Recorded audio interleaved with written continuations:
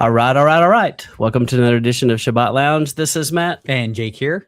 We hope you guys are doing well. Jake and I have been on a roll, and we hope that you're doing well as we're coming in. It depends on when you watch this, but many of us are about to come into the Passover season, and we hope that you're coming into that strong and with eager anticipation. That's right. Get that leaven out. That's Get the right. lev out. That's right. Get the lev out.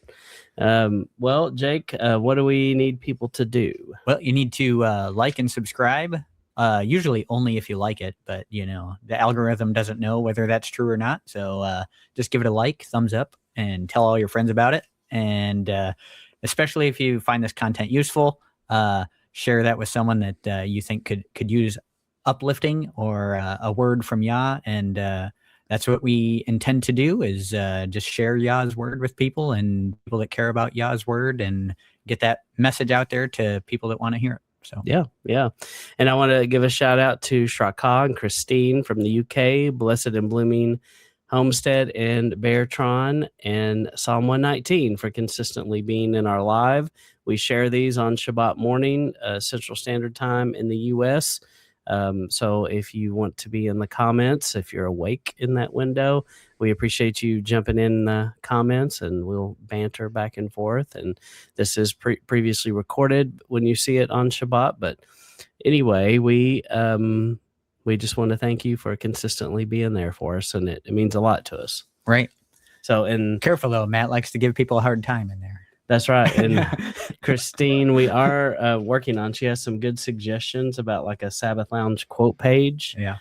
Jake, I don't know if you have anything along those lines, I'll do it. I can definitely do a t-shirt list of all those t-shirt names. And I have a spreadsheet of t-shirt ideas, so maybe we can throw that in there. And I definitely want to put up the audio clip where I do the Hebrew hammer thing. So that's pretty good. So yeah, I don't even know how I did it. So that was impressive. Yeah, I can't do that again, I don't think. Maybe. Well, we've been on a roll with interviews, and we wanted to introduce you to someone new. And so our friends over on the AM radio station, it's 1700 KSMR radio AM online, something like that. I think if you Googled that, you'd find them.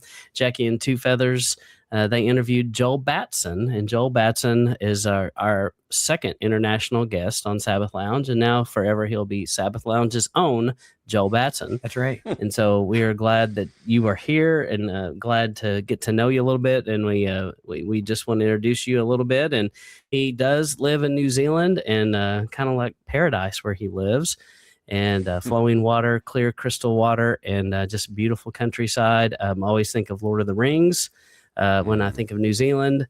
And he's been in Torah since about 2016, and we wanted to hear a little bit about his kind of background and how he came into it. So welcome to the show, Joel. Yeah, thanks, guys. Thanks. It's an honor to be here. It's it's really cool. Thanks. It's kind of surreal, really, talking in this way to folks who are in the past, so to speak. Right. In a completely different country, and across the Pacific Ocean and all that. It's it's surreal, but it's an honor that you've gotten in touch. I'm looking forward to chatting with you fellas. Well, great. We appreciate you taking the time to do it. So I wonder how many miles apart we are. I didn't do the math, but it's a long ways. No, I haven't done that. Yeah. Wow. It's like 2,000 probably ish, or is it more than that? It's more. It may more than that. Yeah, I mean, it's the entirety of the Pacific Ocean to start. Yeah, it's about as far away as you can be, I think. Yeah. Almost. Yeah. I mean, it's a long way. Yeah. I'd hate to have to swim it. So, but definitely amazing in this day and age that you can do something like this. Even 150 years ago, people would just be blown away that you could do this. So, completely. Yeah.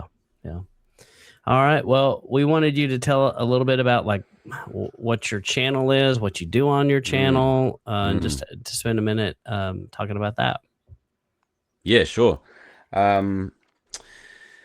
So I record music.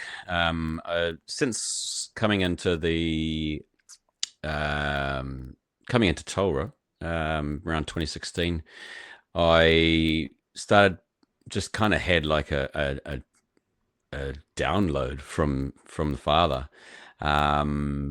Before that, I mean, I was a musician in my previous life before becoming a classroom teacher, and so in my musician kind of life, I wrote a lot of music, but up until 2016, I hadn't written a lot of music.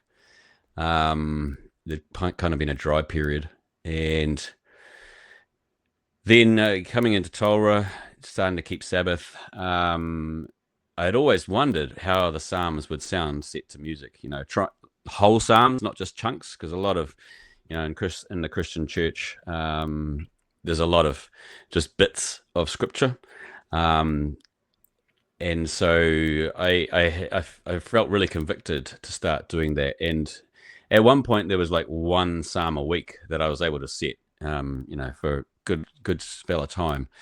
So I've been blessed to be able to set like half the book of Psalms to music now, which is crazy, but unfortunately it's all in my head.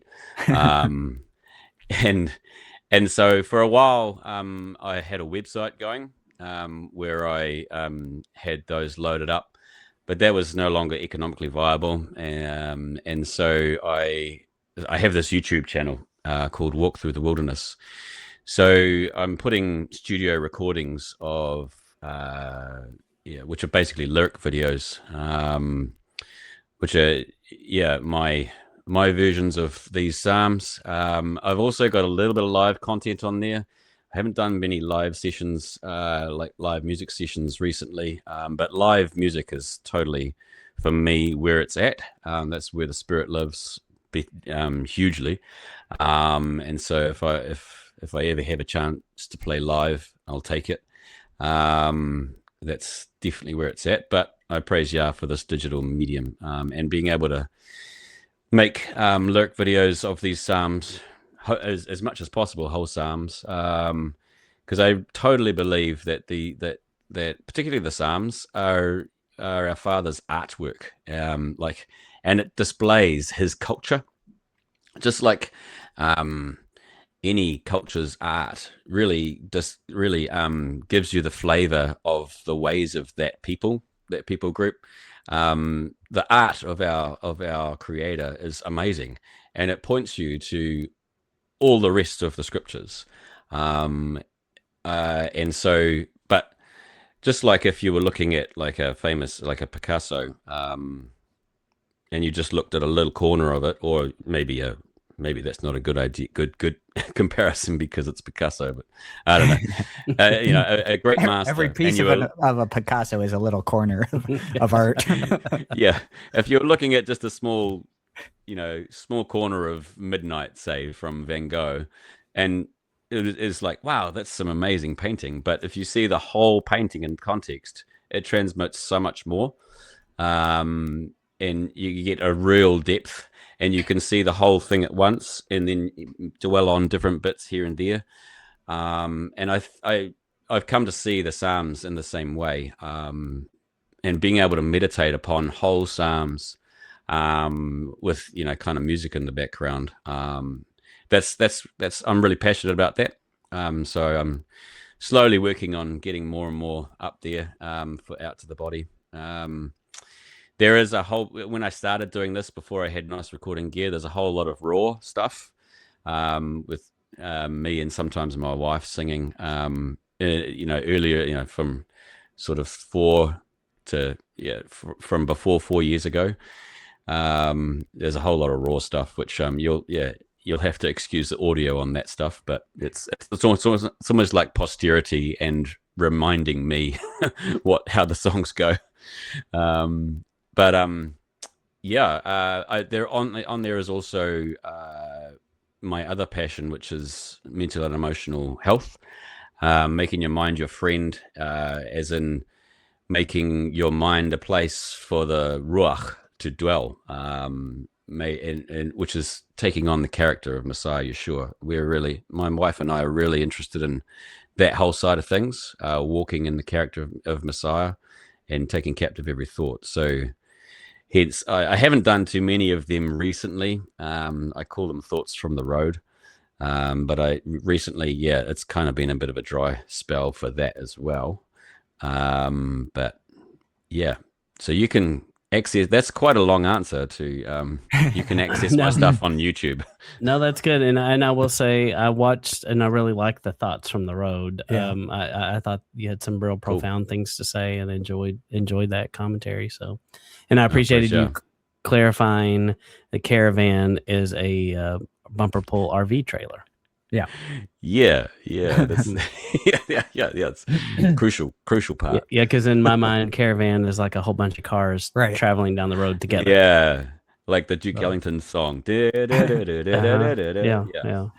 Well, it's interesting you'd mentioned Van Gogh. I have a customer that the other day she mailed us a check and she did Van Gogh. The card was Van Gogh flowers, and the young girl that is like our secretary. I came up to her and I was like, "Do you know what this is?" And she's like, "No." I was like, "Oh my gosh!" I was like, "The school system has failed us," and I had to give her this whole lesson about. And then she's just like, "Cool." And it's just like, "Cool story." Boomer. I'm gonna go back to work now. Are you done? That's rough, man. That's rough. I know. Hey, they had to cut the art to fit in the math and science, Matt. That's right. And football. That's right. Yeah. Mm-hmm. Yeah. Although he was kind of crazy, but still, the things he did are beautiful. Yep. So. Yeah. All right. Well, no, you answered that question good, and I wanted, unless you had something else, Jake. No, go ahead. So I wanted you to tell us a little bit about, and we encourage, by the way, to go check out his stuff, to go listen to his music. You know, you can't not like anybody that takes scripture and sings it, because Right. I mean, how can you find a fault with that? Yeah. So that's a beautiful thing, and in fact, in places like Spotify and I think even in YouTube, there are some playlists where there's a whole movement of artists who just do that, who just sing scripture. In fact, I think it's called Sing Scripture, and people do that in all kinds of different genres. I mean, I think there's like people doing death metal singing scripture, and there's just all kinds of stuff out there. I think they call it life metal. Life metal, yes. Yeah. So mellow and melodic. So with a double kick.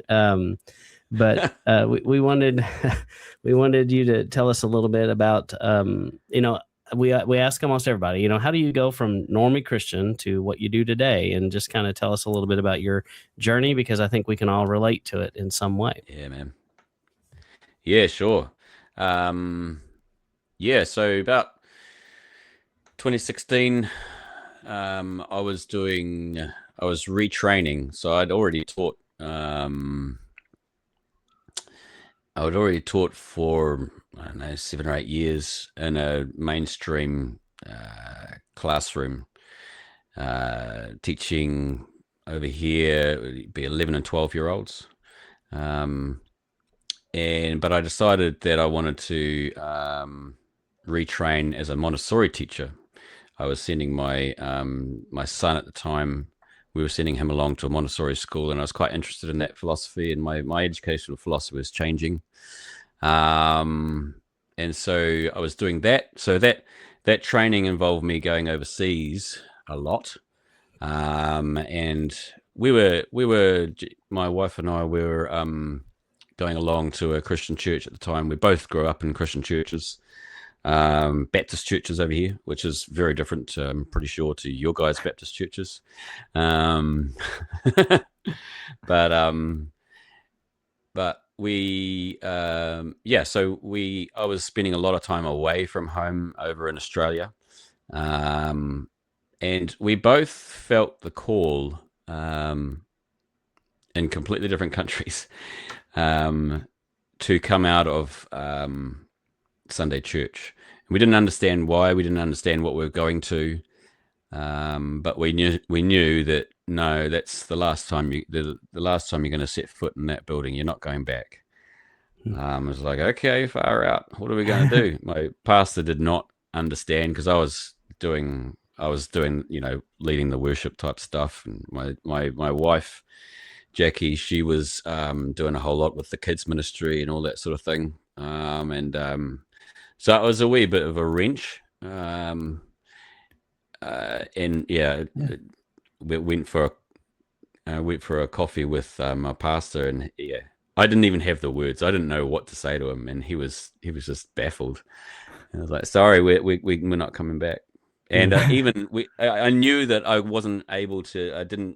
It wasn't like even going back to be sent off by them as they do, to pray us out, sort of thing. That wasn't even an option. So we didn't do that either, even though it was offered. And so, because I didn't know what we were going to at that stage. Right. And can I ask you a question real quick on that? Yeah, and man, go for it. You might be getting into this anyway, but were you seeing specific things in the church that were kind of pushing you away, or was it that you were seeing things that you were drawing you out more? For quite a while, Jackie and I had seen that the church, different aspects of the church, different areas of the church do a few things well, but some things really not well. One of the things that the church does well is take care of other people. But they don't necessarily get to know and take care of their own. And, I was spending so long away from my home, but, I was sort of 6 weeks at a time sort of thing in a different country. And this was 8 months worth of this, over the course of 2 years. And we'd had no support from the church at all, really, at all. Over that time, but that was just kind of, that wasn't like, oh my gosh, you guys should have been doing this. But it was another, that's interesting, kind of an eye opener. Yeah, but we already knew this, that areas of the church over here, they're good at serving the community, those in the community who need help, who can't feed themselves, blah blah blah, all that sort of thing, which is good stuff. But there is a cost, because they actually don't know the people who are actually filling the seats in the pews, and there's not a sense of actually getting to know the folks who are there, and actually coming along day to day, and the intimacy of the quality of the intimacy of relationship, and the understanding that that's actually where it's at was just not there. And we'd persevered over years and years through different churches of maybe let's just be the change we want to see. Trying to make hospitality committees and all this sort of thing, whatever. But yeah, we were. I was in Sydney and she was here. I came back, and yeah, we both said, "Hey, I think we're supposed to leave." And she's like, "Oh my gosh!" And she confirmed that. And so it's like, okay. And so we initially, we knew that there was such a thing as a Sabbath, and so we started keeping that on Sunday. And then we discovered that that the Jewish day was like sundown to sundown. Sundown the previous day, sort of thing. And then we discovered, like this a week after that, actually the Sabbath is Friday night to Saturday night. Okay. So we started walking in that just at home with ourselves, and we were hard out at that stage. Like, I think my son, who was probably 5 or 6 at the time, he'd blacked out all of, he'd had a graphic Bible. The graphic, like a graphic novel, the graphic novel, the action Bible, yeah. And we'd blacked out all of Yeshua's face and all that sort of stuff. Oh, yeah. We were intense. Only listen to Christian music. But not that Christian music and Right. stuff. And we were so hard out at that stage. But we would read books together, like Christian books that were feeding us at the time, but it took maybe a month, and we were continually learning so much, and then it took about a month, and we were put in touch with this fellowship, which was meeting in person. This was before this digital Zoom thing.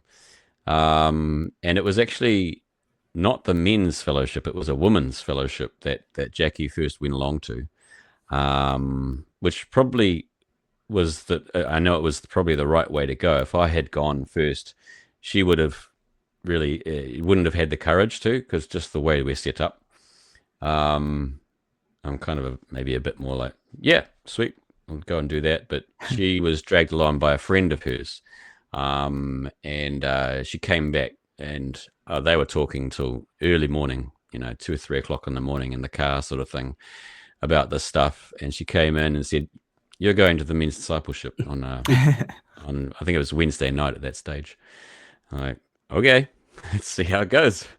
So I went along, and I'm like, far out, this is where it's at. And so it was, at that time, it was, you guys would know Curtis, Curtis Reed. And so he was, he's originally from Canada, but he'd been in New Zealand for ages at that point. And he had been running a men's discipleship group of guys who are interested in the Hebrew roots of the faith. And they'd only just really... They'd been running for years, really, but they'd only just started meeting as a fellowship on Shabbat, and that was around the time of Pesach that year in 2016. And so we came in just after that started. I think they'd only had 2 or 3 gatherings at that point. And I was like, wow, this is pretty cool. So, we started going along there, meeting down in an industrial area in a place called Lower Hutt, which is part of Wellington. Wellington's the capital city here. And after a wee bit, Curtis decided to go back to Canada. And this is after he kind of started setting up the whole donkey stable thing. So he put me and a couple other guys in charge of the fellowship. And so I ended up, found myself green as beans in a leadership capacity with this fellowship, and that was fun. It was an honor, obviously, but I had a lot of learning to do. And then after a few years doing that, the whole COVID thing happened, and so I lost my job as a teacher because of the mandates, which meant I had to sell my house, and through a few dreams through my son, we kind of knew that this was happening. And so we'd already had the house on the market by the time that the mandates came in. So, Yah set us up amazingly. And we knew that we were being led to sell the house and get a caravan and a truck to pull it, and travel and see what happens. And so we started doing that. We didn't travel as much as we haven't traveled as much as we thought, for various reasons. But we have managed to see some more of New Zealand as well, being able to, show Leo some more of New Zealand, my son. But we've managed to be able to see different fellowships and different people walking in this, trying to walk in the Hebrew roots of the faith around New Zealand, which has been a blessing to be able to see that, which is kind of incredible.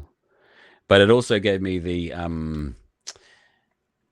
ability to get some nice recording gear, and so I was led to spend more time on the music side of things. And see where the whole thing of not being in one place led us.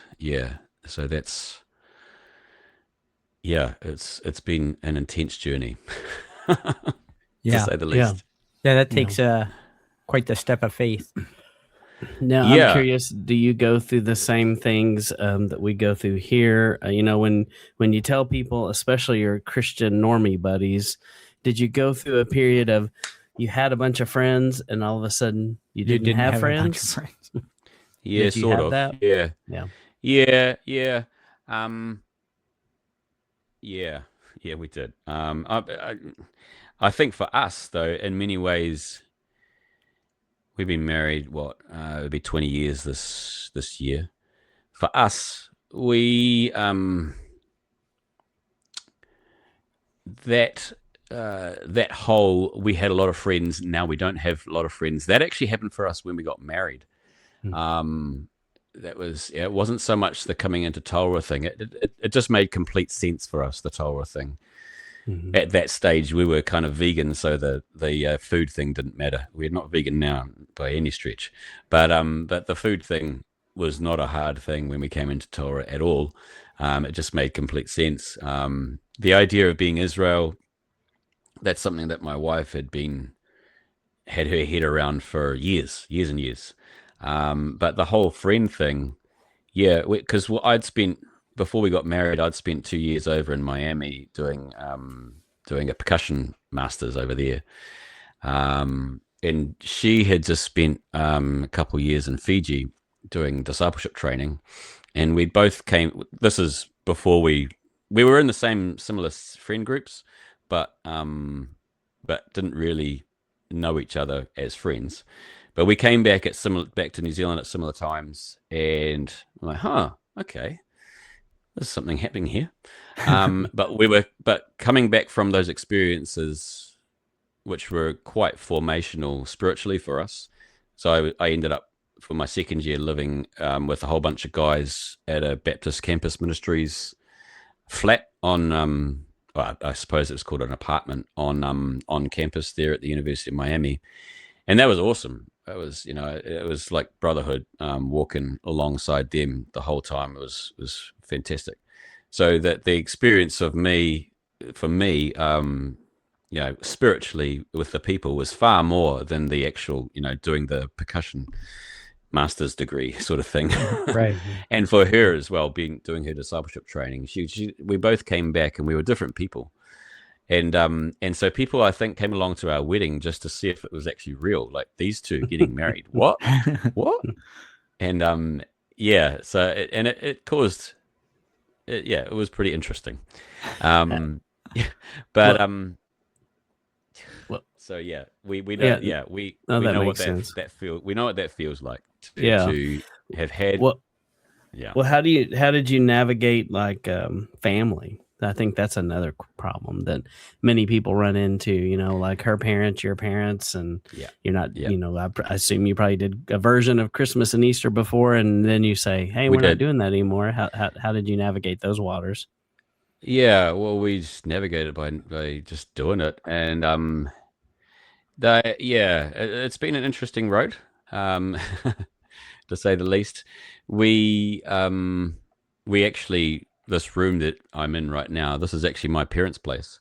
So my caravan has been on the back of their place now for 2 years, and we're no longer in the caravan because we've now been led to actually get our own place now over here where we are, which is so completely different, which sounds ridiculous, and with the conditions that are going on in the world at the moment. But I know that that's kind of where Yah's leading us, and it feels crazy. But we need to sell this caravan. So we're in Mum and Dad's place, and we've been there for a while because that's just where we've ended up. And so it's been great being able to land here. They're in the Christian church, and we have discussions. Dad and I, we get into it a little bit. We disagree here and there, and but we managed to. We managed to continue walking together, and so I'm very appreciative of that. That in itself is a great testimony, and people need to hear that because people need to hear that you can keep your relationships with your parents. Don't burn these bridges. After all, most of us, they're the very people that gave you a faith. Yeah. And don't blow them up over it just because you disagree on, in the grand scheme of things, it's just a handful of things that are just really different. And but that's great that you preserve that relationship, because unfortunately many people do become Torah terrorists and they shoot everybody with the AK-47 of Torahism. And there's just a slew of broken relationships in the wake, and try to avoid that. Well, it's symptomatic, isn't it, of the wider body, really. Mm-hmm. And I know that we see this. We see it here in New Zealand. I see it here, where we just become Torah Nazis, and it's really a bad witness. And we do all this, cut people off and all this sort of stuff. But something I heard from, I don't know if you know a gentleman by the name of Grant Luton. I think is he in Ohio, or I can't remember.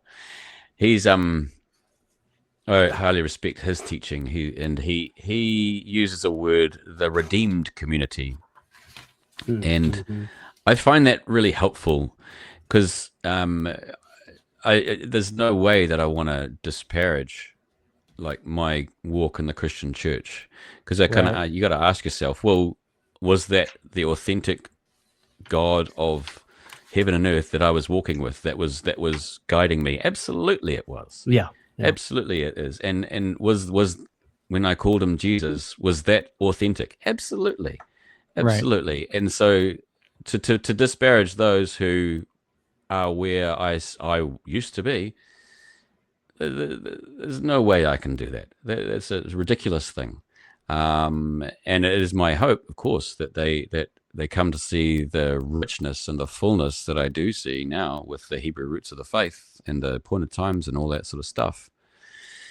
But it's Yah's timing, and that can be frustrating. It can be frustrating, yeah, for sure. But it's still Yah's timing, and He is the one who brings the increase. And we've got to get our head around that, because if we continue to toil and labor in our own strength, it's going to turn to crap.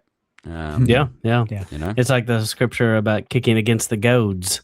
So that's kind of what we're doing. So, and you're not going to win when you're doing that. So, no, that's a great testimony. I appreciate you sharing that. Did you have any questions, Jake? No, I just think that unfortunately, a lot of people, once they're seeing this stuff, we're immature in our faith and go blow people up about stuff that isn't necessary to.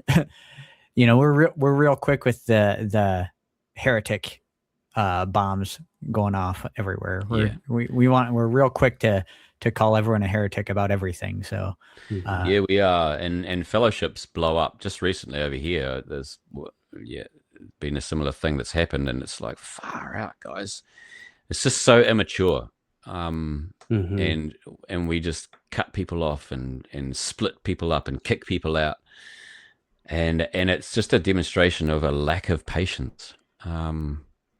Yes, we have to have standards. Absolutely, Yah puts standards in place for a reason.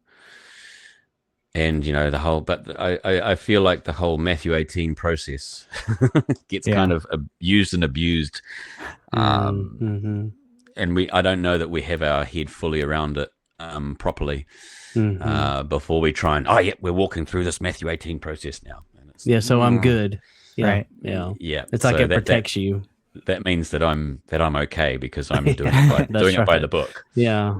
Right. Well, something that really struck me, it's probably been a couple of years ago, reading through the Torah portions and reading about how, the part where they have symbols, just looking at the scripture where he talks about, there's like 3 times in scripture. One of them is when Ephraim and Manasseh get blessed. And he does a whole arm crossing, and he lists out these characteristics of these tribes, and he does it again a couple times and compares them to different kinds of animals and things, and kind of gives them almost like nicknames, personality traits.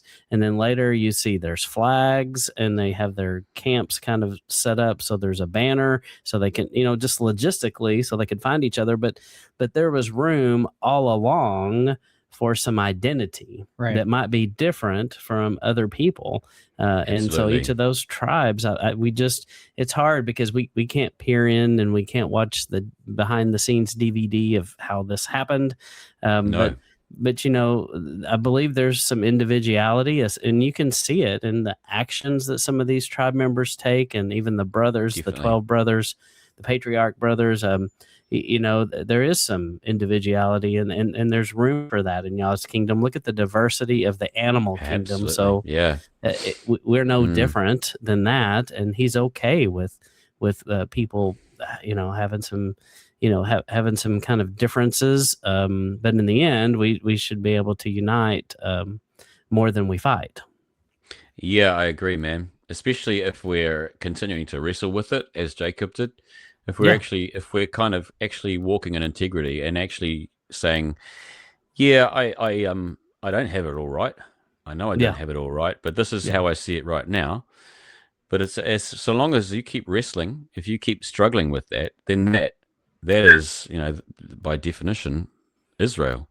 Yeah, that's right. Well said. And I believe I have some great conversations with others, maybe in other normie Christians, but if they're in that place, I have so much in common with them, and we have no problem because we are both coming and operating under the same premise. We may not agree, but we're able to find common ground that way. Yeah, I think that's a real important point that you brought up. As long as you're still wrestling, you're doing the work, and I think that's important. Yeah, because I see there's so many folks who are still worshiping on a Sunday who their characters are far closer to the character of the Messiah than mine, Yes. And I'm like, oh my gosh, the way I've got a particular lady in mind who is just local here that we're getting to know, and she's walking in the spirit like I've never seen before, and it is overwhelming. It's just like, wow, the way you serve is incredible, and it stuns me. And yes, she hasn't seen some of this other stuff, but wow, her witness does the Father credit. It's like, wow. So and I've said this before, it's you'll know them by their fruits, not you'll know them by their perfect theology. So it's not that the theology isn't important, but that's not the metric. Yeah. No, it's not. Yeah. Yeah. And it's good to be reminded the need to that, keep struggling. Yeah, it is. It is good to be reminded. Yeah, that's good.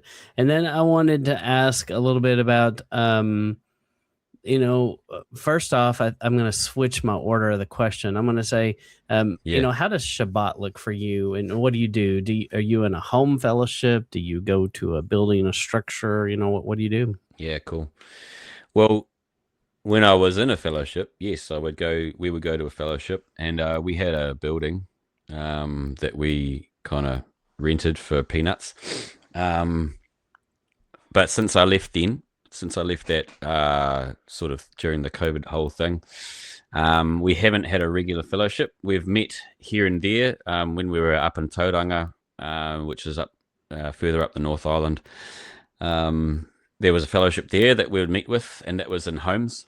But at the moment, for the last, and then we were in another place called Ekatahuna, which is a great little town, tiny little town, 650 people, and we would meet. We were living with those folks and helping them. They're people who were South Africans actually, who were doing up an old school for it's a big place sort of thing for intentional community type living, and so we were helping do that up. So we would meet with them, and we actually met with them every day, Bible reading and all that sort of thing. But since then, since we've been here at Mum and Dad's, it's just us as a family, and so we meet together as our family. At this point, we know that we're meant to be in fellowship and in community. We haven't found anybody else here that we've been able to gel with, and there's not really too many others that are actually trying to get serious about the Hebrew roots of the faith here where we've found ourselves. However, I believe that Yah's building something. Where I'm blessed to be able to there was a fella who asked me about what I thought about the whole Charlie Kirk thing about 6 months ago when he was murdered. I send my dog to this gentleman he's a really great dog man. Runs a dog yard, and so it's nice for the dog to be able to have time with his kind, sort of thing. And he asked me, as a Jewish man, what do you think about this whole Charlie Kirk thing? And I was like, actually, I'm not Jewish. But that started a whole conversation, which has ended up in me being able to talk, being honored to be able to talk and reveal some of the Father's ways to this fella. And it's been such an honor walking alongside him. And we're now we're going to be able to fellowship with him during Unleavened Bread coming up. That's and great. Him and his family. So praise Yah. I know that Yah is doing something, and it's his timing. It's certainly, we would love to be, with in deeper and richer, more intimate degrees of fellowship. But I mean, true to the name of my YouTube channel, Walk Through the Wilderness. We've definitely been walking through the wilderness, put it that way. And I think sorry, I'm going to. No, I'll say, Joel, I'll be praying that, and I'll ask our listeners to be praying that you will have your eyes open to maybe people that are around you that maybe you just don't see right now. So, because I bet y'all has a remnant of people that you may not even know about just right there. So, be praying that either he brings them to you or you find them. So, or you build them. Amazing. That's right. That's right. Who knows? Well, and then that kind of leads to, and you've addressed some of it, but maybe you can elaborate a little bit more. How would you describe the Torah observant community in New Zealand? I mean, like, is it growing? Is it shrinking? Is it, is it in a good place? Is it split? Is it divided? Are people arguing? Kind of what is the state of the union? I would guess. Ooh, maybe that's a big question. And I suppose I do, because we have traveled a wee bit, not the length and breadth of the country as much as we were expecting that we would. My wife was quite sick for a bit, so and so that kind of upended our plans. But we have seen and been exposed to more of what's happening in New Zealand, and we were surprised that there's a lot of folks around here who are trying to walk in the Hebrew roots of the faith. There's a big variety of beliefs, and we're quite to use the term siloed. There's a lot of people that their main teacher would be on YouTube.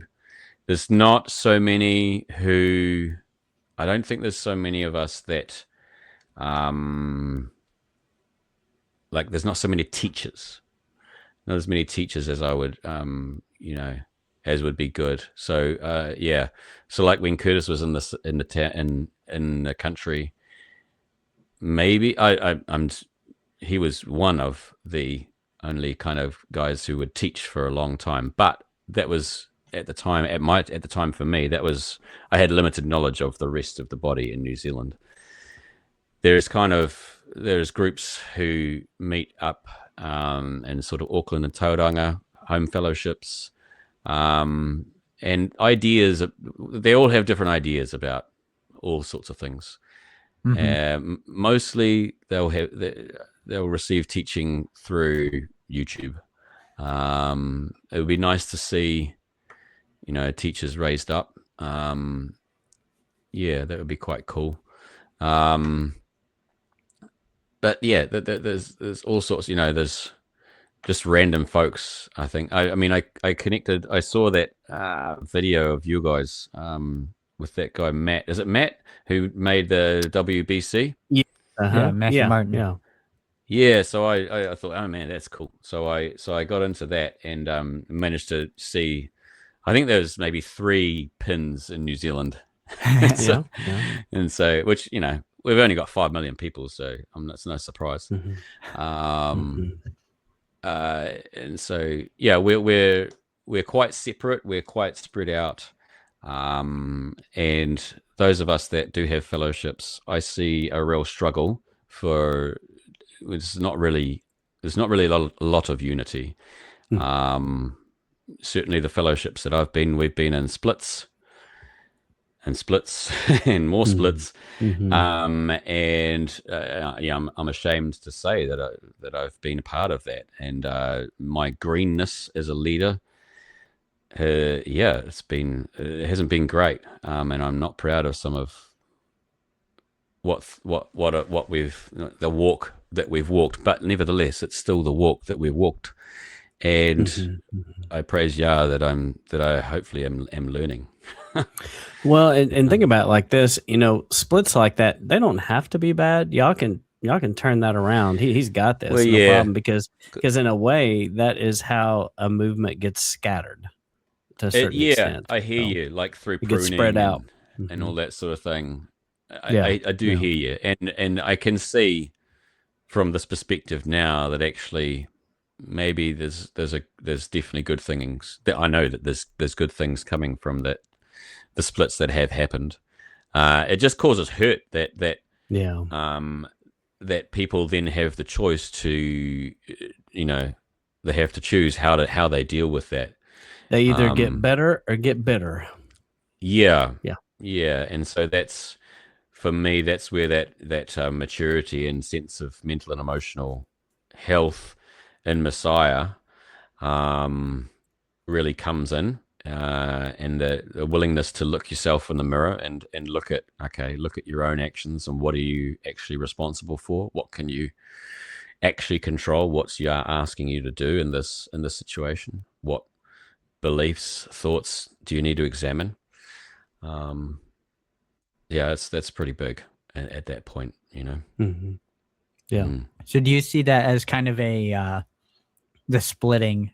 Like when we first came into Torah, one of the interesting things we like to poke at the church was, well, look at all those denominations, and it's.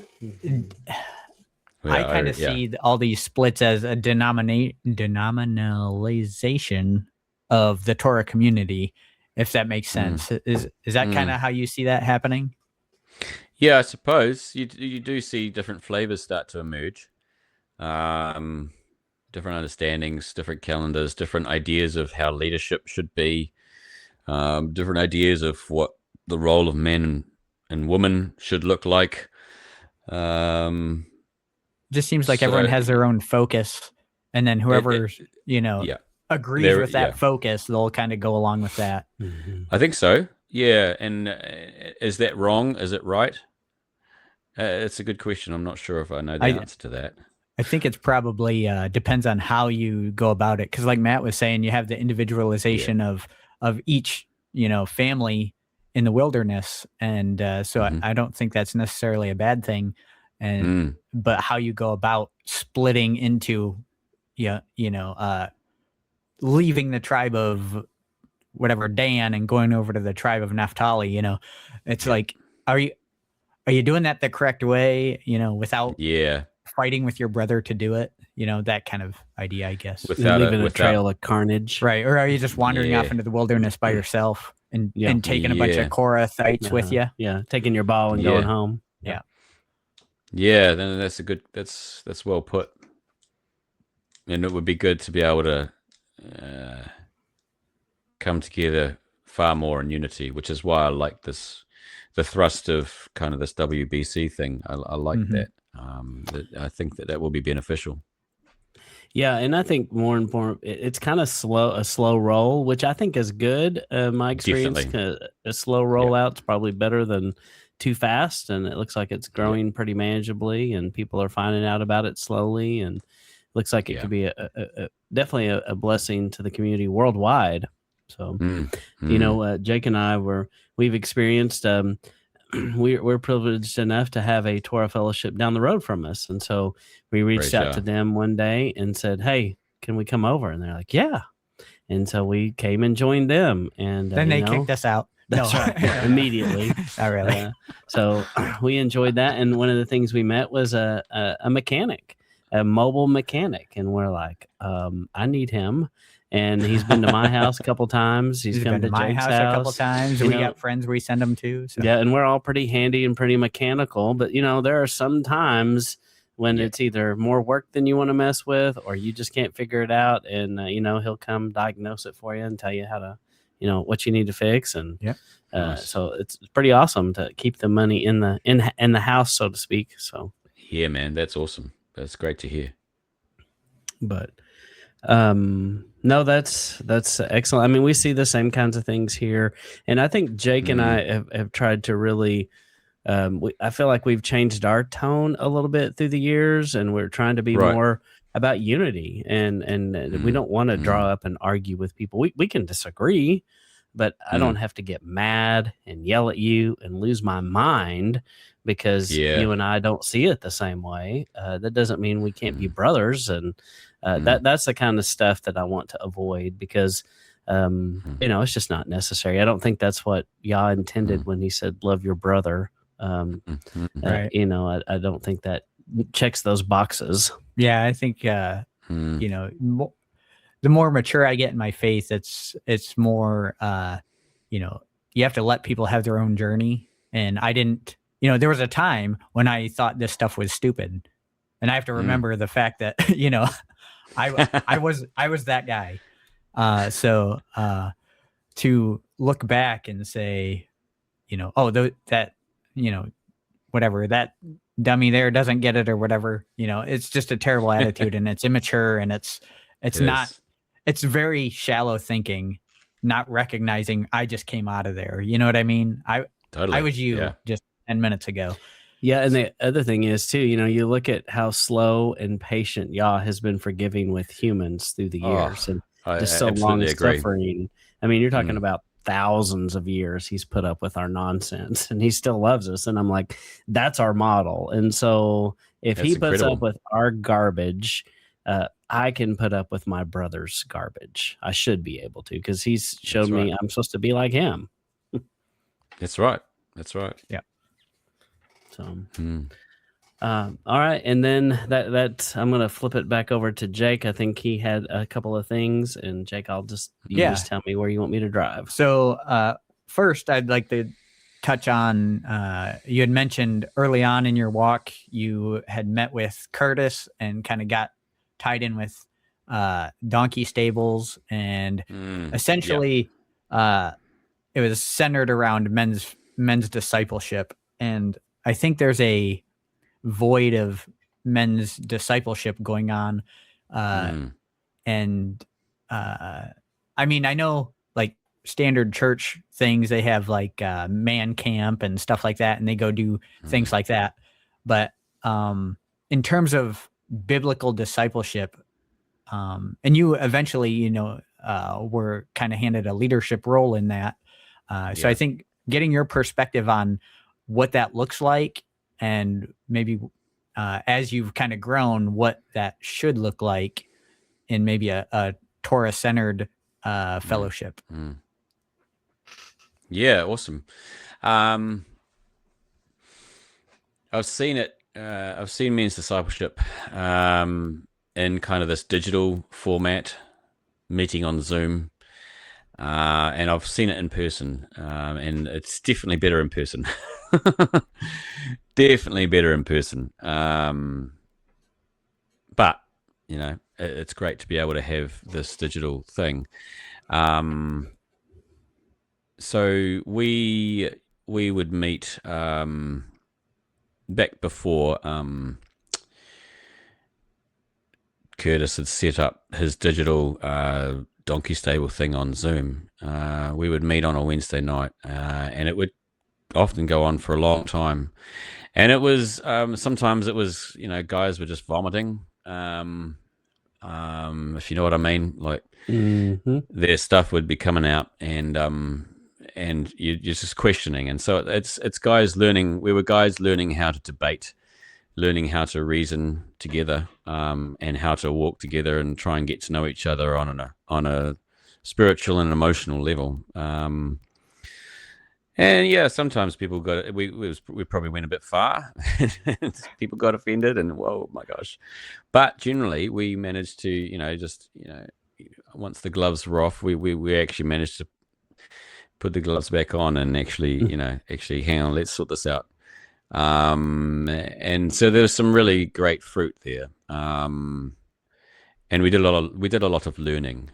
Transferring to the digital space, it feels different. Um, but the thing that's common with both is, for me now, having been in men's discipleship since 2016 and having various sort of groups, is regularity is important. Meeting once a week. Being patient is really important. You get guys who are like, oh, come on, guys, we've got to be real. Come on, we've got to be intimate, guys. We've got to, we've got to be sharing real stuff. And it's like, Right, yeah, hug yourself. That's exactly right. But you don't build trust just like that necessarily. You build trust over time, and Right. we come from such, us fellas, we come from all sorts of different backgrounds and have had all sorts of different life experiences, and we have a culture that is that's not very man friendly, and not that friendly of guys wanting to take charge of their houses, and women who are okay with that and actually wanting to walk in their role. And so there's a lot to process. So it means that being able to trust each other, that's kind of where the work needs to be if you're, kind of got a new group. And so sometimes sessions just need to be just chatting and actually getting to know each other. And that's okay if you're not, like getting into the nitty gritty of this word on the third page of blah blah blah. That's actually okay. There needs to be patience. If it all just becomes social, then maybe there's a wrong. Maybe we need to do something. But Right. if there's this kind of a facilitator, not necessarily a leader, but a facilitator who is kind of got his finger on the pulse of the group, you'll hopefully be able to, kind of make some good sort of decisions about where the direction of things go, and see when the right time is to ask a certain person who maybe is not contributing as much as they could be, a kind of question that'll open them up. I think with discipleship, you get out what you put in. If you decide that, yes, this is a place that I can be trusted and that is trustworthy, yes, I will be vulnerable, and then you'll get a lot out of it, so long as it is a place that is actually like stable, to use one of a better word. And I think that's a good word, and I like it not for the donkey metaphor, but for the fact that this is about being stable, and it's about being consistent. The donkey metaphor is quite cool as well. Right. The servant beast. We're all serving each other. One of the things I think in men fellowship that was important early on to me, and I at the time I wouldn't have necessarily categorized it as like a mentorship or fellowship, but when I was young, I was part of a church family that was very active and very helpful. And when somebody needed a new roof on their house, one time it was me.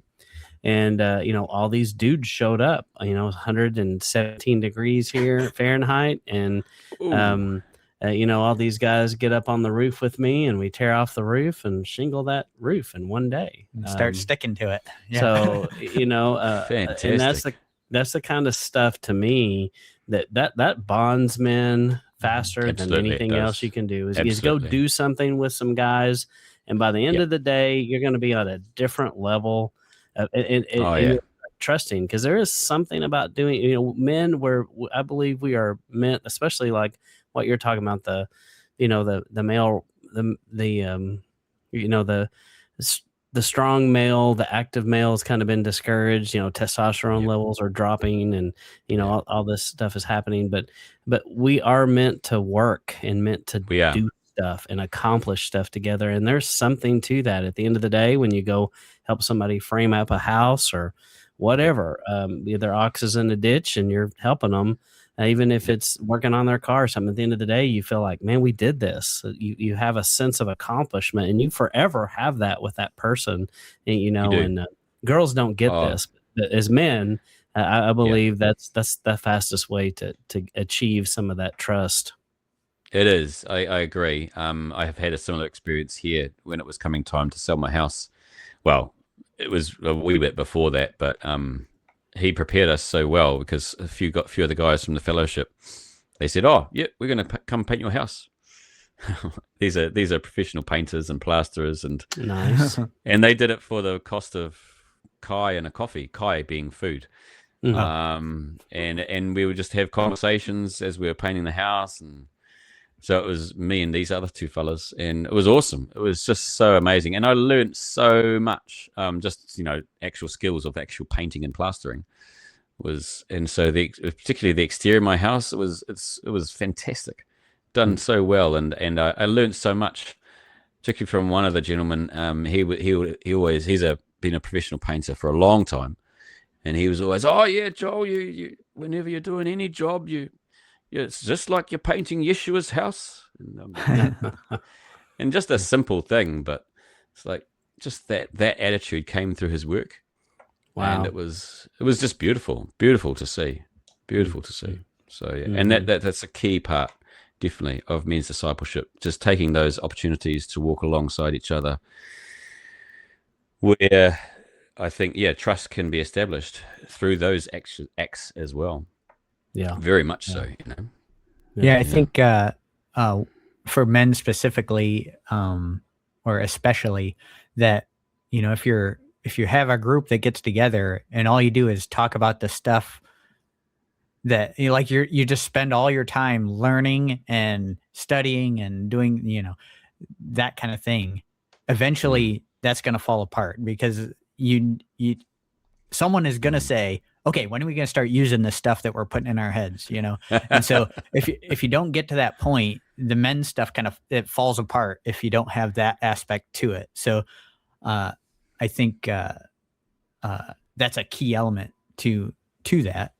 And then additionally, it seems like your explanation of discipleship it's going to be including many things other than just, will you sit down and study together. It's how to take the words in the page in the scriptures and walk them out and share them with each other, so that you can walk them out in real life. Well, it's because it's discipleship is not just at the men's group type level. I think the first level is the discipleship that we have between our Savior and the relationship that we have with Messiah, and then we have that family level as well, and that's discipleship, especially with your kids, walking alongside each other. That's definitely the older donkey taking care and serving the younger donkeys. But I think you're right in that that men's group level has been very much attacked and is missing for many of us, and has been missing for many of us, and we don't know, because of that, we don't know how to be men anymore. And so that level, that's kind of crucial if we get that back, and actually start walking more and more in that sort of level, because I can't actually remember what you were saying before. What were you saying? It was really about having the mission to, after you fill your head with all this information, how you're going and walking it out, and the practicum. So I think you can apply it you can apply similar experiences to what you have in a family it's not doesn't look the same, but it is a similar feel when you're with a group of men who are effectively you choose to be family. Yeah. And it's about establishing these trustworthy bonds. And I have similar kind of experiences from my time in a classroom as well, because you're in a classroom, you're effectively creating a mini society that has to function well, and with relationships, etc.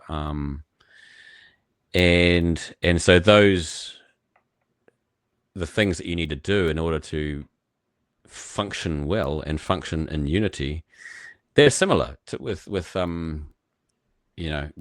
group of men. The men need to feel like they're heard, need to feel like they've got a place to contribute, need to feel like this is somewhere where I can be myself. And I think there's also an element of this, don't, if you're listening to this and you hear this, don't limit this to just the people that are like you, because you may be in a workplace where you very much are doing this and you may not even be aware of it. And I think that happens to a lot of men, but I think it's important they acknowledge that, for instance, I manage an irrigation team, and, these guys meet in my office every morning, and, and then at the end of the day, they come in and they're calling me all day long with, how do I fix this? Why do I do this? And but there's an element of mentorship amongst those guys that I have. And it's just like you drop little nuggets of truth where you can, when they present themselves, when their life is crazy, you go, well, if you didn't do this, that would be better for you, and that's how you teach men. And men, if you catch them at the right moment, they'll listen. Absolutely. And so, so some people sell themselves a little short, I think, and are in roles like that, and don't realize that that's a ministry role very much where Yah has put them to maybe just plant the right seed at the right time in some guy's head that's going to make him a better man. Yeah, I agree, man. I agree. Because it's not necessarily means discipleship doesn't have to be this whole organized thing. It doesn't have to have the tag, we're in a stable. This is a model that Curtis was given, and he's kind of working out, and it works well. But it doesn't. Yeah, we can walk in discipleship with each other in so many myriad ways, and it doesn't necessarily have to be a group of 12. It'll be because Curtis makes quite. He emphatically states that within that sort of group, that 12 type level that Yeshua gave us, there's 2s and 3s, those that you walk closer with. And that's really important. That's really important part of it. Because you're not going to be real, you're not going to display your soul necessarily to everybody at that 12 level. But hopefully you're able to, once you establish some trusting relationships, you're actually able to feel, there's this stuff that's been going on with my wife. What do I do with this? And I don't feel comfortable yet bringing it to the group as a whole, but maybe this guy, he can help me because I can see some fruit in his life that maybe he's got something that can help me here. So that 2 and 3 level, that's important. And I know men in New Zealand, we're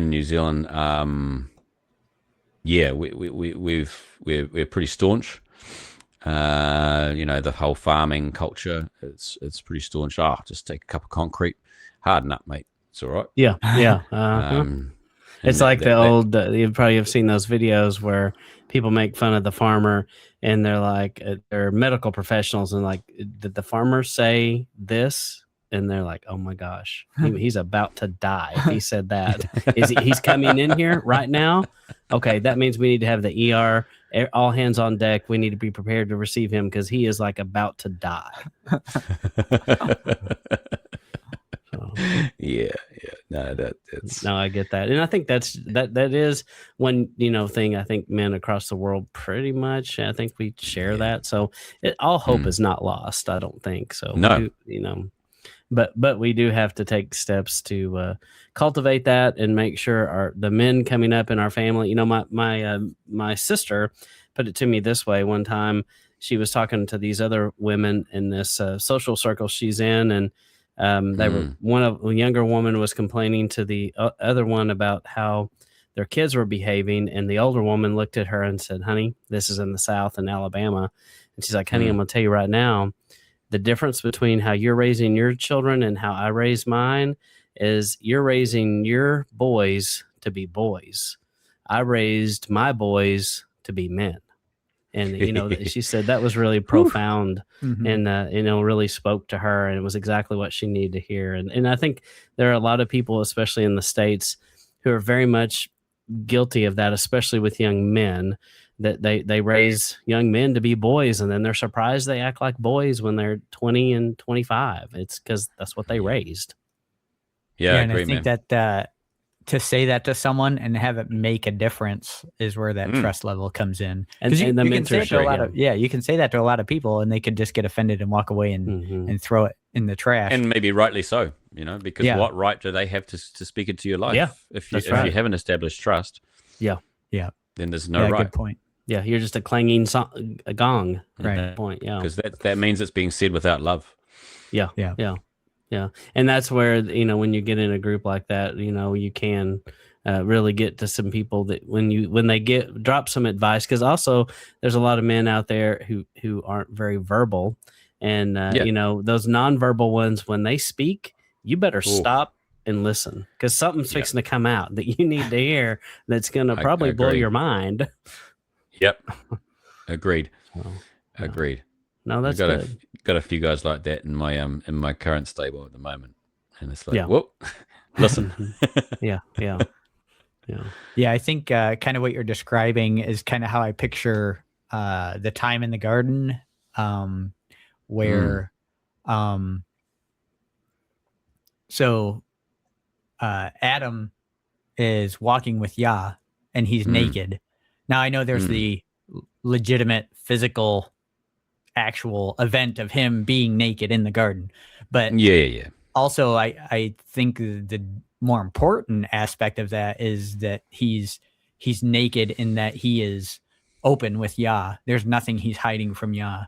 And I think that's kind of the description that you're putting into the 2 and 3 group is, walking together. And that, I think that's how we're supposed to be with our wives is being able to, walk naked in a that's right. Actually, that's the level that I didn't mention. Spiritual sense. Yeah.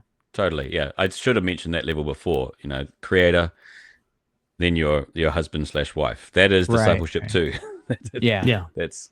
And that's like the most important, apart from the one that you have with the creator. Right. That's most important, because you actually get, God in the flesh next to you, and your counterpart. Yeah. It's a little weird to say that you should walk naked with your 2s and 3s in your men's group, but yeah, I don't mean physically. Yeah, don't recommend practicing that. Yeah. So, otherwise, it starts to look a little cultish. Right. It's weird. Right. Okay. Did you have anything else on the discipleship and kind of walking righteously and all that stuff? I mean, I know that's something we could probably talk about for hours, but yeah, it probably is. I mean, yeah. I think it's an element that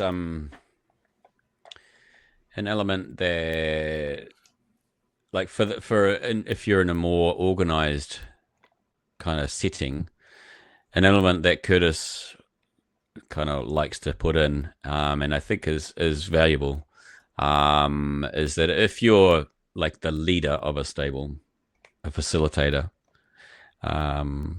then he wants that person sits in a stable elsewhere as well, for kind of accountability and that sort of thing. Now that's that's when the organizational side of things, when you're in an organized group, I think there's value in that. It can become quite a time commitment. Right.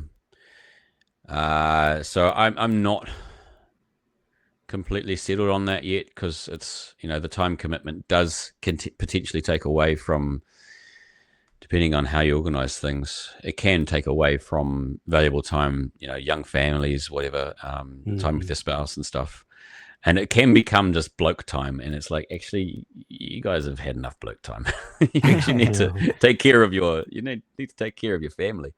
Yeah. So I do see the value in it. And I do see the whole thing of accountability. However, that's the only other thing that I would say, that there's an element there that I think is developing, because I think accountability is good, absolutely. But I think it can also be blown up into something that can be misused as well, I think. Right. Yeah, just like anything. Yeah, and that's a good point. You can turn it into your bro hangout kind of thing, and not be hanging out with your own son. You can misappropriate it, and there's got to be a balance. Because I think you need both, but also men are really good at escapism, and some men can find ways to be away, because that's easier to be away than it is to deal with the real junk in your life sometimes. That's exactly right. Yeah, my one of the things my wife had kind of was a wake-up call to her was understanding, hey, sometimes I'm doing the wrong thing by reading my Bible. It's like, because I really, what I should be doing is hanging out, being with my family. You know what I mean? It sounds weird to say that, put the Bible down and go do the thing that you've been reading about. Go do the Bible. Go do it. Yeah. So it's that idea that, you can turn anything into an idol. Like, if I'm spending more time in my Bible than I am addressing the responsibility that Yah put in my lap, I've turned that into an idol now, and I've turned knowledge into an idol, and it's essentially, the Gnostic trap of filling my head, and what am I doing with it? So it's just anything can be overdone. It's interesting though. Yeah, and then I got one more, I think. Yeah, man. If we want to go there. So we do. You did a you put out a video recently, The Pain of Change. It's part of your Thoughts from the Road series that I thought was interesting, and how it's beneficial to kind of go through painful situations because it will force change in your life, that kind of thing. So my question, and I know we kind of talked about it before, but I think I'll hit both options, and we'll kind of see what track that takes us. So the idea of, if you're familiar with the idea of a perfect will, Yah's perfect will versus Yah's permissive will. And I think this is a lot of, I heard a lot about this growing up in church. Those two kind of concepts. There's things that he allows, and then things that he specifically is directing to ensure that things happen the way he has planned for it to happen. Yeah. So the basically meaning that the pain that we go through for change is necessary, and as such, those things are a part of a perfect will instead of a necessarily permissive will. Kind of like we talked about. Now I can't remember if we talked about this during the recording part or before, but I'll bring it up. But the idea that in the garden, there were, this is the option B thing. So I guess I'll just give them both to you, and you can kind of go from there, and I can reiterate certain things if I get too long-winded. But the idea of the curses in the garden, Yah tells them, you eat from the tree. This is the curse responsibility on you if you eat from the tree. They eat from the tree.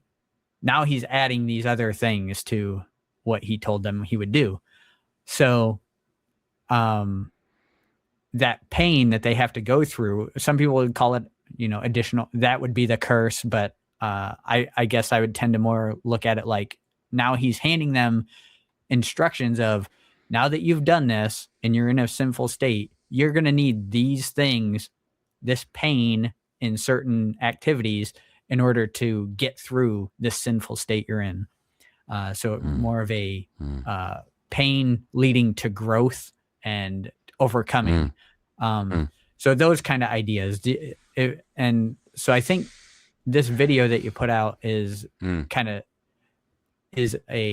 of high-end look at those concepts. So maybe if you could talk to those ideas a little bit. Yeah, hopefully I can hit it. Hopefully I'll hit it in my own understanding, and hopefully that'll cover what you're hoping for. That idea of pain being needed for change, I think, is crucial. I imagine the olive, which is scheduled for crushing, and the good stuff, the oil that comes out. That crushing that an olive goes through is necessary, but it bruises the olive and it hurts. But it's stuff that's needed in order for the oil to come out, the oil that fills a lamp. If we take it to a more natural example, which is nice and easy, the transformation of a butterfly.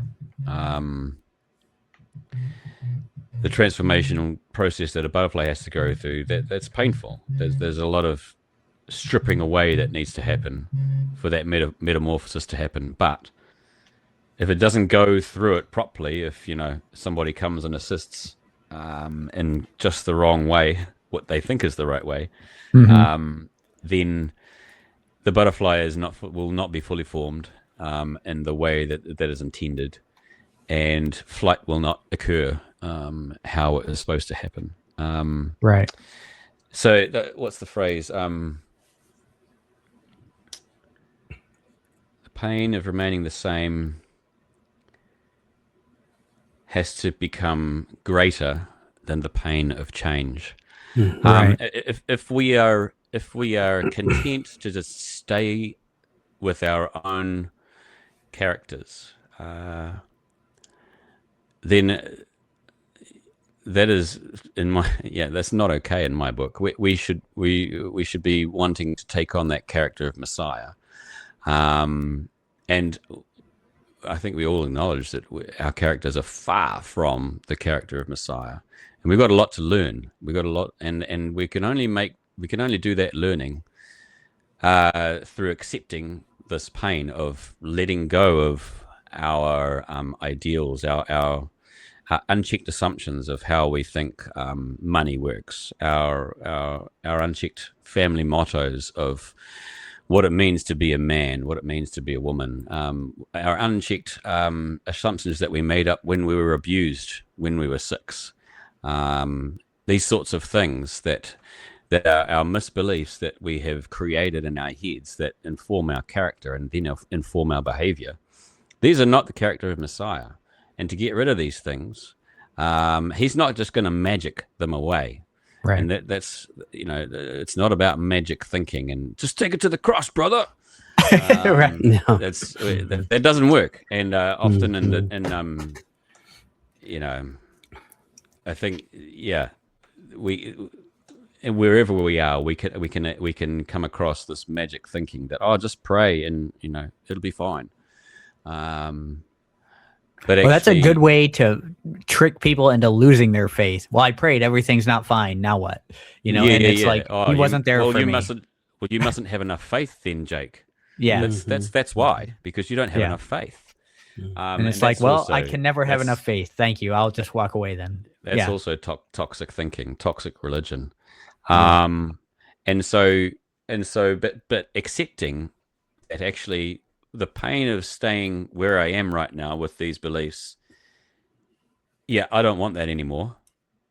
I actually want the pain of change, because it's actually way too painful for me to be here in this place where I am, the old man. I want to take on the new man, and that is going to be painful, but it's not as bad as staying where I am. But some Right. people will just stay in the old man because there's a payoff for being in the old way of thinking. And who knows what that payoff is? It's avoiding some pain generally. Mhm. It's avoiding whatever it is that they're wanting to avoid. But they won't, but it's not become painful enough being in the old man to then consider there's a different way. There's a way that Yah wants me to go, and it's different. I got to change my thinking to get from this old man to the new man.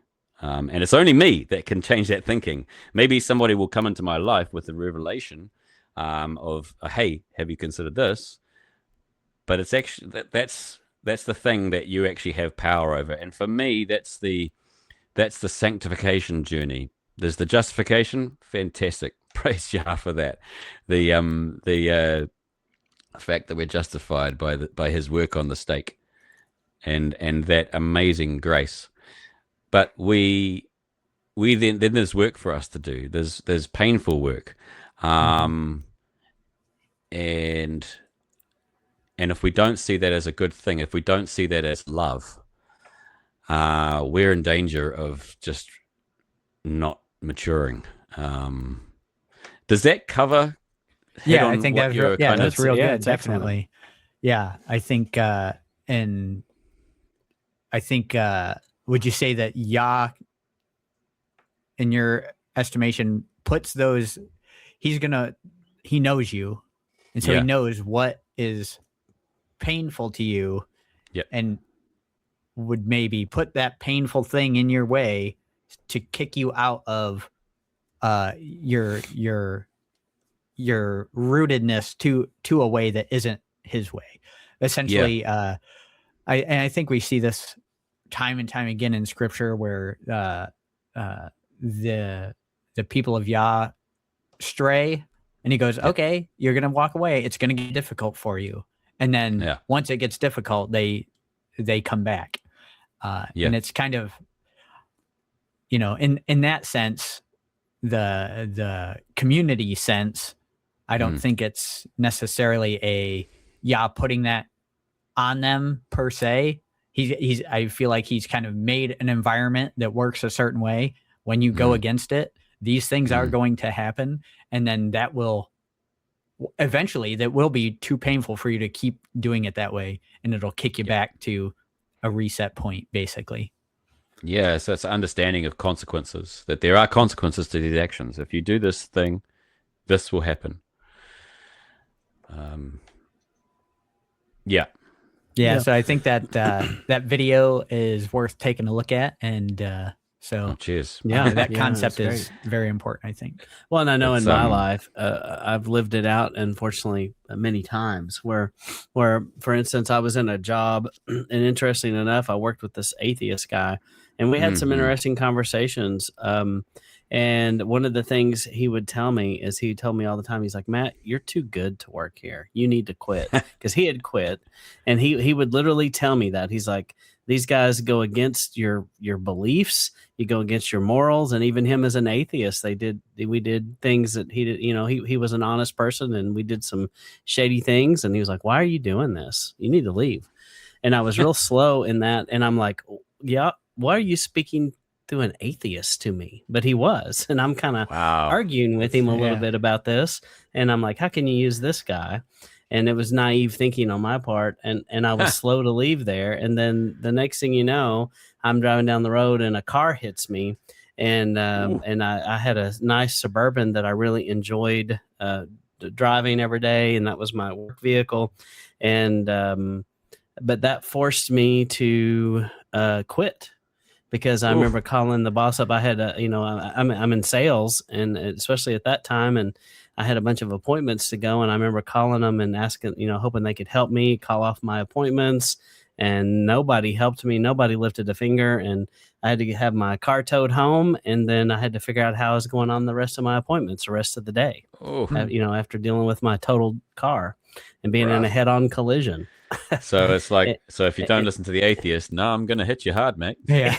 yes, that's right. Far And out. then it was not long after that, I'm like, okay, got it. And so now I'm all the time telling him, I'm like, help me to see this before you make me get in a wreck. Yeah. And Yep. it costs me financially and possibly physically. Yeah. So that unfortunately, I think if you live long enough, we all have a story like that where maybe we have kicked against the goads and it hasn't worked out well. Yeah, I agree. But I think Jake says it well. What do you say, Jake? That we're addicted I to don't know. Oh, addicted to comfort. Yeah. Yeah. Mm. Yeah. Yeah, we have and it's something that I think Curtis says as well. It gives us the luxury to behave badly. Mm-hmm. Mm-hmm. Yeah, and we have luxury because of this comfort and this lifestyle in the Western world that they didn't have 150 years ago, even 100 years ago, when my grandfather working on the farm with a little 2-row farm equipment and a tractor, he worked sun up to sundown, and when he laid his head down, he went to sleep. He wasn't messing around doing dumb stuff. He didn't have hobbies. He didn't have.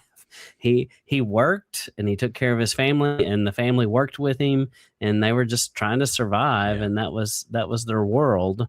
That they didn't have all this free time. That in that free time, you didn't have time to be wandering around downtown at 2:00 in the morning, or on the internet. That kind of thing, just unheard of. He's not looking. He didn't have that capacity in his life. Yeah. So on a good day, we'd sit down at the end of the day after working, and we might watch a baseball game in the evening, or a boxing match or something. He liked those, and that was about the scope of his entertainment. That's wild and crazy, Matt. I know. You'll be blessed by the sweat of your brow, right? That's right. Yeah. That's right. And he was a very godly man. He didn't have time for nonsense. So. Praise God. Wow. And I think we've lost a lot of that in our culture. I think the old adage, what is it about idle time is the devil's workshop, or idle hands is the devil's workshop, or something. And unfortunately, that's kind of true. Yeah. So, yep, I think so. But anyway, what else is that? That's all I had. So if maybe just give another, if there's anything you want to shout out or pitch or plug, go ahead and let us know where people can find you, and some of the things maybe you got in the background that you're thinking about. I do. I mean, I feel I'll say again. I feel really passionate about the music that Yah's given me, and I really it's heavy, I suppose, because it's some of them are some of the songs are quite long. Psalm 27 takes 15 minutes to play. A lot of the long ones I haven't actually managed to record yet fully because I haven't got there. I'm working through the Psalms of Ascent at the moment, and they're shorter ones. But I do, go and check them out, particularly the more recent ones. If you do check it out, you'll hopefully see a bit of a journey of my recording process, of how I've learned how to do it. And hopefully the more recent ones are a little more polished from that raw stuff in the beginning. But, that's kind of nice as well. But I do... I really enjoy the music, and I really enjoy this music that he's given me. And I think there's a lot that you can get from hearing anybody that's, as you've said, puts scripture to music. It can really help, reveal stuff to you. I've almost got all the Psalms of Ascent recorded. I'm up to Psalm, the one that's about to come out soon is Psalm 132, which I've entitled "A Place for Yah." I'm really, really excited about that. And kind of when I've when I've got them all out, I'm thinking I might put together a bit of a teaching on it.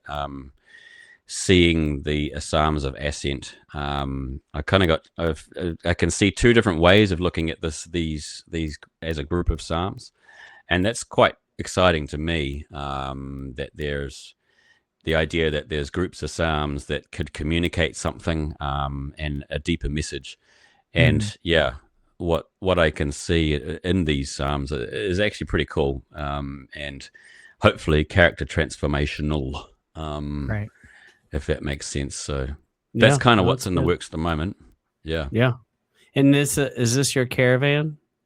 Yeah. Yeah. That's pretty awesome. That's not like your average RV here in the States. This looks like a trail rig, like an off-road rig. Yeah, it's made in Australia, for off-road. So we'd really love to sell that and turn it into a deposit, because I know we need my family needs a place to thrive, and we can no longer do that where we are. We can no longer do it in the caravan, or we're squeezed into mum and dad's at the moment, and so the caravan's ready to sell, ready to be turned into a house deposit. So there you go. If you're in the market for a caravan and you're close, reach out to Joel. He'll happily sell this to you. So that thing looks pretty awesome. It is. It's great color too. Yeah. And Joel, make sure you tell your dad, your parents, what an honor it is, and what a great man that they've raised. And it's a testimony to you, to your family, that you're able to that you're able to get along and live in their house and do that. And what a blessing to your family that you had that to fall back on. Yes, because otherwise I didn't know where we would go. That's right. But it says a lot about how you feel about your parents and how they feel about you. And, it's a healthy relationship, or you wouldn't be able to do that at all. So you're to be commended for that. And clearly your parents did a good job, and your life is showing that you honor your mother and father. And I think that's important. So. Oh, shucks. I only laughed. Thank you for the encouragement and honor. What I heard from that was, go tell your parents how great you are. That's what I heard at first. Sometimes I don't know how to say things very well. No, it came through, but I picked that out of there, and I was like, oh, maybe I'm picking this up wrong. I know what you meant. Well, I mean, it's a compliment to them. Yeah, so, I know. Well, thank you. I appreciate that, and I'll do my best to pass it on. Probably not with the. Tell them Sabbath Lounge thinks you're the awesome. Texas drawl, the beautiful Texas drawl accent, but which I'm loving. Yeah, well, I appreciate that. It's fun to hear the Kiwi too. So, that preacher that we had years and years ago, his name was Ian Mostert, and he's still got that accent. I ran into him a few years ago, and he's been in Texas longer than he ever was in New Zealand, but the accent never left him. So, but, that's funny how it just kind of hangs on. Yeah. But something I've heard, that accents are kind of going away across the world, because as children absorb social media, they're hearing there's kind of this weird normalization that's occurring across across everybody. I think some ways it's kind of sad, but it is I wouldn't be surprised. I wouldn't be surprised, because I mean, there's kids in my class that I've taught that they speak American basically. Just like, because they watch so much TV, and it's American TV, and it's like, far out, man, where's that come from? Probably a lot of bad things. So, and all the crazy trends, and there's all these things that they say that come from videos, and it's hard to keep up. And they say it with the accent that they hear it in, right? And, and not enough conversations with family around the dinner table and all that sort of stuff. Not that accents are, massively important, but Individuality, I as you think say, they is are. nice. I would be sad if they Yeah, went yeah. away. So Yeah, it makes us Yeah, unique. fair enough. So It yeah. does. It does. Yeah, my brother-in-law is from the South, and he has a very, I describe his voice. It's like a bourbon in a cigar rolling off his tongue. So I mean, he just has this thick Southern. It's a different kind of draw. It's real smooth and very polite, very respectful, and Yeah, yeah. if It he chewed reminds. you out, you would Yeah. it would sound really nice. Yeah, that's reminds me of my friend from Arkansas. It's the same sort of thing. Yeah. He does that really well. It's like, Yeah, ooh. yeah.